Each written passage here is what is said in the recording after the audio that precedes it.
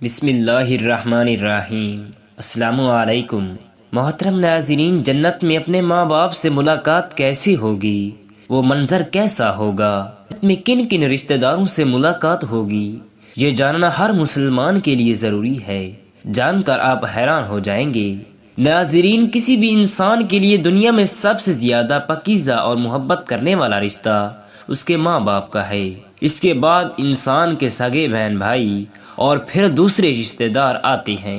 اس دنیا میں قائم یہ سارے رشتے کسی بھی انسان کے لیے اولین ترجیح ہوتی ہیں، جبکہ کچھ رشتے تو ہماری زندگی کے لیے ایسی اہم اور لازم بھی ہو جاتی ہیں کہ ان کے بغیر زندگی گزارنا ناممکن اور محال ہو جاتا ہے۔ ناظرین کرام، جنت ایک ایسی شاندار اور بے مثال جگہ ہے جو اللہ جل شانہ نے ایمان والوں کے لیے بنائی ہے۔ اس میں ایسی نعمتیں رکھی ہیں جو نہ کسی آنکھ نے دیکھی، نہ کسی کان نے سنی اور نہ ہی کسی کے دل میں اس کا خیال آیا۔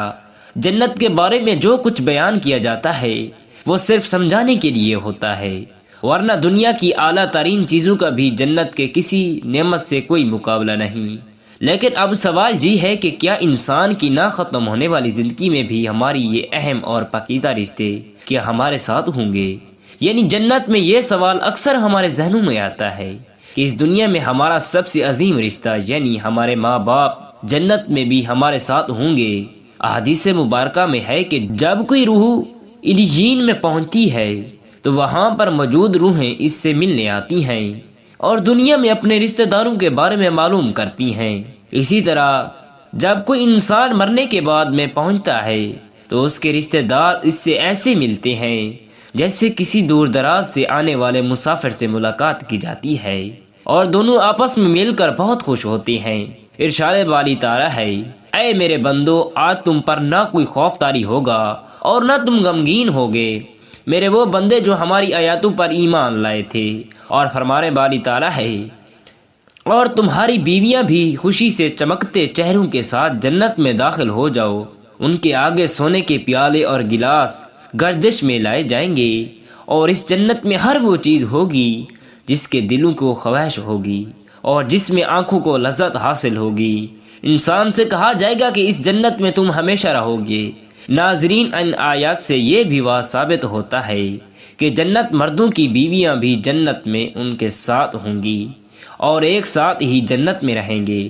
وہاں جنت میں انہیں ہر وہ چیز مہیا کی جائے گی جس کی وہ خواہش کریں گے۔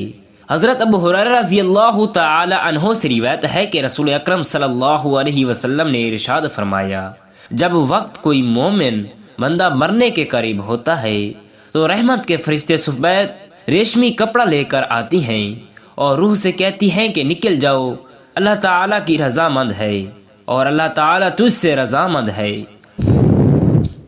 نکل جا، تو اللہ تعالیٰ کی رضامند ہے اور اللہ تعالیٰ تجھ سے رضامند ہے۔ اللہ تعالیٰ کی رحمت کی جانب اور اس کے رزق کی جانب اور اپنے پروردگار کی جانب جو کہ غضبناک نہیں ہے۔ پھر وہ روح اس طرح معطر حالت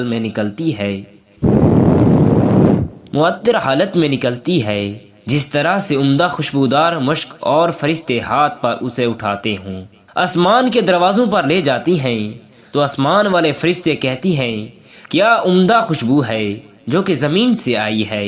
پھر اس کو اہل ایمان کی ارواح کے پاس لاتی ہیں تو وہ ارواح خوش ہوتی ہیں، اور یہ خوشی اس خوشی سے بھی زیادہ ہوتی ہے جو کسی بچھڑی ہوئی کی آمد سے انسان کو میسر آتی ہے۔ پھر وہ پہلے سے موجود مومنین اس نئی آنے والی سے دریافت کرتی ہیں کہ فلاں آدمی نے کیا کیا اور فلاں آدمی کا کیا ہوا، یعنی جس شخص کو دنیا میں چھوڑ کر گئے تھے اب وہ کس طرح کے کاموں میں مشغول ہے۔ پھر انہی میں سے چند ارواح آپس میں ایک دوسرے سے کہتی ہیں کہ ابھی ٹھہر جاؤ اور اسے چھوڑ دو کیونکہ یہ دنیا کے غم میں مبتلا تھا۔ یہ روح بولتی ہے، کیا وہ شخص ابھی تک تم لوگوں کے پاس نہیں پہنچا؟ وہ تو کب کا مر چکا تھا۔ اس پر وہ روحیں کہتی ہیں کہ پھر تو جہنم میں گیا ہوگا۔ محترم ناظرین، پیارے نبی حضرت محمد مصطفیٰ مکی مدنی صلی اللہ علیہ وسلم نے فرمایا کہ تمہارے اعمال تمہارے ان رشتہ داروں اور خاندان والوں کے سامنے جو آخرت یعنی عالم برزخ ہیں، وہ کہتی ہیں کہ اے اللہ تعالی، آپ کا فضل اور رحمت ہے، بس اپنی یہ نعمت اس پر پوری کیجئے اور اس پر اس کو موت دیجئے۔ اسی طرح ان پر گنہگار شخص کا عمل بھی پیش ہوتا ہے تو کہتی ہیں اے اللہ تعالی اس کے دل میں نیکی ڈال دے جو تیری رضا اور قرب کا سبب ہو جائے۔ مختلف روایات سے معلوم ہوتا ہے کہ جنت میں مختلف رشتہ دار ایک دوسرے کو پہچانتے ہوں گے اور ایک دوسرے سے ملتے جلتے رہیں گے، اور ان میں سے بعض کو ایک ساتھ رکھا جائے گا۔ سورہ طور کی آیت نمبر 21 میں اللہ سبحانہ و تعالیٰ کا فرمان مبارک ہے، ترجمہ کنز الایمان، اور جو لوگ ایمان لائے اور ان کی اولاد نے بھی ایمان میں ان کی پیروی کی تو ان کی اولادوں کو ہم انہی کے ساتھ شامل کر دیں گے اور ان کے عمل میں سے کسی چیز کی کمی نہیں کریں گے۔ حضرت ابن عباس رضی اللہ تعالی عنہ سے مروی ہے، بے شک اللہ تعالی مومن کی آنکھوں کو ٹھنڈا کرنے کے لیے اس کی اولاد کو ان کے اصل مقام بلند کر کے ان کے پاس اس کے درجے میں پہنچا دیں گے، اگرچہ اولاد اپنے اعمال کے اعتبار سے اس درجے تک نہ پہنچتی بھی ہو۔ پھر آپ صلی اللہ علیہ وسلم نے یہ آیت مبارکہ تلاوت فرمائی، ترجمہ کنز الایمان، اور جو لوگ ایمان لائے ہیں اور ان کی اولاد بھی ایمان میں ان کی پیروی کی، اس سے معلوم ہوتا ہے کہ انسانوں کی اولادوں کو اس کی خواہش کے مطابق ان کے ساتھ ہی رکھا جائے گا۔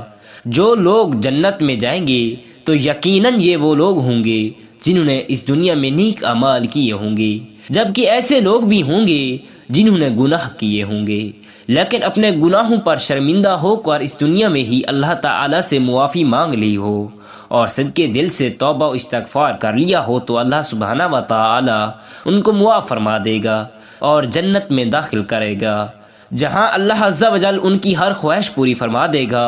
اور یقیناً اس کی خواہش میں سے ایک خواہش یہ بھی ہوگی کہ دنیا میں اس سے جو بھی گناہ سرزد ہو چکے ہوں یا کوئی گناہ والے اعمال اس نے کیے ہوں تو اس سے وہ تمام اعمال بھلا دیے جائیں گے، کیونکہ جنت امن و سکون کی جگہ ہوگی جہاں منفی خیالات اور غم غصے کی کوئی گنجائش نہ ہوگی، اور ایک مومن اور جنتی کے لیے ہر طرف خوشحالی ہی خوشحالی ہوگی، جیسے کہ سورہ بقرہ کی آیت نمبر 25 میں ارشاد باری تعالیٰ ہے، ترجمہ کنز الایمان، اور جو لوگ ایمان لائے اور نیک عمل کرتے رہے ان کو خوشخبری سنا دو کہ ان کے لیے جنت کے باغ میں جن کے نیچے نہریں بہہ رہی ہیں، جب انہیں ان میں سے کسی قسم کا میوہ کھانے کو دیا جائے تو کہیں گے یہ تو وہی ہے جو ہم کو پہلے بتایا گیا تھا، اور انہیں ایک دوسرے کی ہم شکل میں بھی دیے جائیں گے، اور وہاں ان کے لیے پاک بیویاں ہوں گی اور وہ جنت میں ہمیشہ رہیں گے۔ محترم ناظرین، ایک اور حدیث میں ہے کہ رسول اکرم صلی اللہ علیہ وسلم نے فرمایا، جب اہل جنت جنت میں داخل ہوں گے اور ان میں سے کسی کو اپنے بھائیوں اور رشتہ داروں سے ملنے کی خواہش ہوگی تو اس کا بستر اسے اڑا کر ان کے بستروں کے برابر پہنچا دے گا، اور پھر دونوں تکیے لگا کر دنیا میں گزرے ہوئے دنوں کے بارے میں باتیں کرنے لگیں گی۔ ان میں سے ایک اپنے ساتھی سے کہے گا کہ اے فلاں، تمہیں یاد ہے کہ اللہ تعالی نے فلاں دن اور فلاں فلاں جگہ پر ہماری مغفرت فرمائی تھی، اس طرح کہ ہم نے اللہ تعالی سے دعا کی تھی اور اللہ تعالی نے ہمیں مغفرت کا پروانہ عطا فرما دیا تھا۔ رسول اللہ صلی اللہ علیہ وسلم کی مزاج مبارکہ کے بارے میں متعدد احادیث مبارکہ میں بیان کیا گیا ہے کہ آپ صلی اللہ علیہ وسلم انتہائی شگفتہ مزاج تھے اور نرمی اور محبت سے اور مسکراہٹ سے بات کیا کرتے تھے۔ کئی بار آپ صلی اللہ علیہ وسلم کا بدلہ دل بھی ہوتے تھے، مگر یہ اس وقت ہوتا جب آپ صلی اللہ علیہ وسلم ہم سے آخرت کے حالات بیان فرما رہے ہوتے۔ امام عسقلانی رحمۃ اللہ علیہ فرماتی ہیں، یہ کہا گیا ہے کہ آپ صلی اللہ علیہ وسلم صرف آخرت کی امور پر ہنسا کرتے تھے۔ اگر کوئی معاملہ دنیا سے متعلق ہوتا تو اس پر آپ صلی اللہ علیہ وسلم صرف تبسم فرماتے کرتے تھے۔ آپ صلی اللہ علیہ وسلم نے ایک بار صحابہ کرام کو یہ آگاہ کیا کہ روز محشر جب کسی کو جہنم سے نکال کر جنت میں بھیجا جائے گا تو اس کی حالت کیا ہوگی۔ اس پر آپ صلی اللہ علیہ وسلم نے ہنس کر واقعہ کا احوال بیان کیا۔ بخاری شریف اور مسلم شریف میں یہ حدیث مبارکہ یوں بیان کی گئی ہے، حضرت عبداللہ بن مسعود رضی اللہ تعالی عنہ سے روایت ہے کہ حضور نبی کریم صلی اللہ علیہ وسلم نے فرمایا، مجھے اچھی طرح معلوم ہے کہ سب سے آخر میں جہنم سے کون نکالا جائے گا یا سب سے آخر میں کون جنت کے اندر داخل ہوگا۔ یہ آدمی اپنے جسم کو گھسیٹتا ہوا جہنم سے باہر نکلے گا چنانچہ اللہ تعالی اس سے فرمائے گا جا دوزخ سے نکل جا، تو پھر دوزخ کی طرف پلٹ کر دیکھے گا اور دوزخ سے مخاطب ہو کر کہے گا کہ بڑی بابرکت ہے وہ ذات جس نے مجھے تجھ سے نجات دی، اور اللہ تعالی نے مجھے وہ نعمت عطا فرمائی ہے کہ اولین و آخرین میں سے کسی کو بھی وہ نعمت عطا نہیں فرمائی۔ پھر اس کے لیے ایک درخت بلند کیا جائے گا، وہ آدمی کہے گا اے میرے پروردگار عالم، مجھے اس درخت کے قریب کر دیجئے تاکہ میں اس کے سائے کو حاصل کر سکوں اور اس کے پھلوں سے پانی پیوں۔ اللہ تعالیٰ فرمائے گا اے ابن آدم، اگر میں تجھے یہ دے دوں تو پھر اس کے علاوہ اور کچھ تو نہیں مانگے گا؟ تو عرض کرے گا کہ نہیں اے میرے پروردگار اللہ جل شانہ، اس سے اس کے علاوہ اور نہ مانگنے کا معاہدہ فرمائیں گے، اور اللہ تعالیٰ اس کا عذر قبول فرمائیں گے، کیونکہ وہ جنت کی ایسی ایسی نعمتیں دیکھ چکا ہوگا کہ جس پر اسے صبر نہ ہوگا۔ اللہ تعالیٰ اسے اس درخت کے قریب کر دیں گے اور اس کے سائے میں آرام کرے گا اور اس کے پھلوں کے پانی سے پیاس بجھائے گا۔ پھر اس کے لیے ایک اور درخت ظاہر کیا جائے گا جو پہلے درخت سے بھی کہیں زیادہ خوبصورت ہوگا۔ وہ آدمی عرض کرے گا اے میرے پروردگار عالم، مجھے اس درخت کے قریب فرما دیجئے تاکہ میں اس کا سایہ حاصل کر سکوں اور اس کا پانی پیوں، اور اس کے بعد میں اور کوئی سوال نہیں کروں گا۔ اللہ تعالیٰ فرمائیں گے اے ابن آدم، کیا تو نے مجھ سے وعدہ نہیں کیا تھا کہ تو مجھ سے کوئی اور سوال نہیں کرے گا؟ اور اب اگر تجھے اس درخت کے قریب پہنچا دیا تو پھر تو اور سوال کرے گا۔ اللہ تعالیٰ پھر اس سے اس بات کا وعدہ لیں گے کہ وہ اور کوئی سوال نہیں کرے گا، تاہم اللہ تعالیٰ کے علم میں وہ وعدہ معذور ہوگا، کیونکہ وہ ایسی ایسی نعمتیں دیکھے گا جس پر وہ صبر نہ کر سکے گا۔ پھر اللہ تعالیٰ اس کو درخت کے قریب کر دیں گے اور اس کے سائے میں آرام کرے گا اور اس کا پانی پیے گا۔ پھر اسے جنت کے دروازے پر ایک درخت دکھایا جائے گا جو پہلے دونوں درختوں سے زیادہ خوبصورت ہوگا۔ وہ آدمی کہے گا اے میرے رب، مجھے اس درخت کے قریب فرما دیجئے تاکہ میں اس کے سائے میں آرام کروں اور پھر اس کا پانی پیوں، اور اس کے علاوہ کوئی اور سوال نہیں کروں گا۔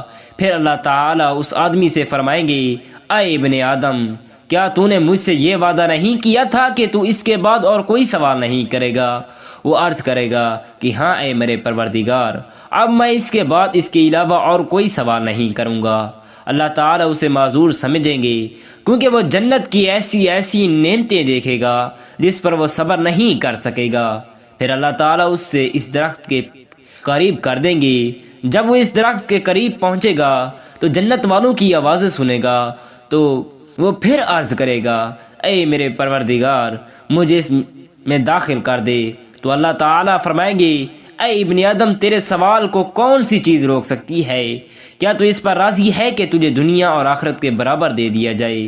تو وہ کہے گا اے میرے رب، اے رب العالمین، تو مجھ سے مذاق کرتا ہے۔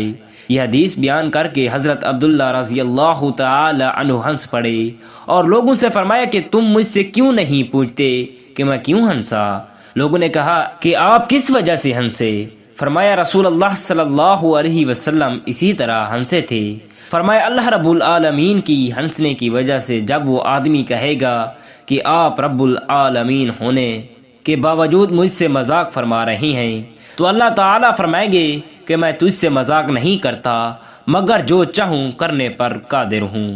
اللہ تبارک و تعالیٰ سے دعا ہے کہ اللہ تعالیٰ ہم سب کا خاتمہ بالخیر فرمائے، آمین ثم آمین۔ اگر آپ کو ویڈیو اچھی لگی ہے تو اس کو لائک کریں، شیئر کریں اور چینل کو سبسکرائب کرنا مت بھولیں، کیونکہ ہر نئی آنے والی ویڈیو کا نوٹیفیکیشن آپ کو بر وقت ملتا رہے۔ اللہ تعالیٰ کے 99 ناموں میں سے ایک نام ضرور کمنٹ کریں۔ شکریہ، دیجیے اجازت، اللہ نگہبان۔